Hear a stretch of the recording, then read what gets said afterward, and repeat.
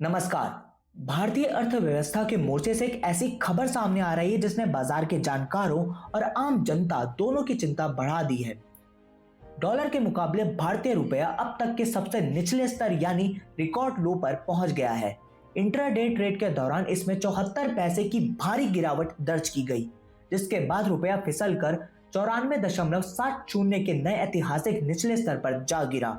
इतना ही नहीं, शुक्रवार को भी बाजार में रुपया संभल नहीं पाया और गिरावट का यह सिलसिला लगातार जारी रहा, जिससे यह अब 95 के मनोवैज्ञानिक स्तर के बेहद करीब पहुंच गया है। लेकिन सवाल ये उठता है कि आखिर अचानक ऐसा क्या हुआ कि भारतीय करेंसी इतनी तेजी से टूट रही है। इसके पीछे कई बड़े और वैश्विक कारण जिम्मेदार हैं। सबसे बड़ी वजह है वेस्ट एशिया यानी मिडिल ईस्ट में बढ़ता तनाव। वहां जारी संघर्ष में कोई ठोस सफलता न मिलने के कारण दुनिया भर के बाजारों में अनिश्चितता का माहौल है।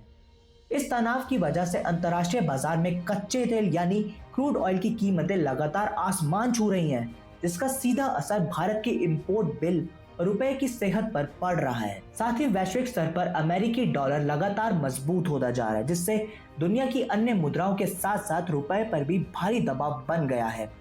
बात सिर्फ ग्लोबल फैक्टर्स की नहीं है, घरेलू मोर्चों पर भी चुनौतियां कम नहीं है। फॉरेक्स ट्रेडर्स की माने तो भारतीय शेयर बाजारों में आई भारी गिरावट ने आग में घी डालने का काम किया है। विदेशी संस्थागत निवेशक यानी FIIs भारत से अपना पैसा निकाल कर लगातार बिकावली कर रहे हैं, जिससे स्थानीय मुद्रा पर दबाव और बढ़ गया है। कच्चा तेल महंगा होना, डॉलर का ताकतवर होना और विदेशी निवेशकों का हाथ खींचना, ये वो तीन बड़े झटके हैं जिन्होंने रुपए को 95 के स्तर पर धकेल दिया है। आने वाले दिनों में यह देखना बेहद दिलचस्प होगा कि क्या रुपया वापसी कर पाएगा या गिरावट का यह दौर अभी और जारी रहेगा।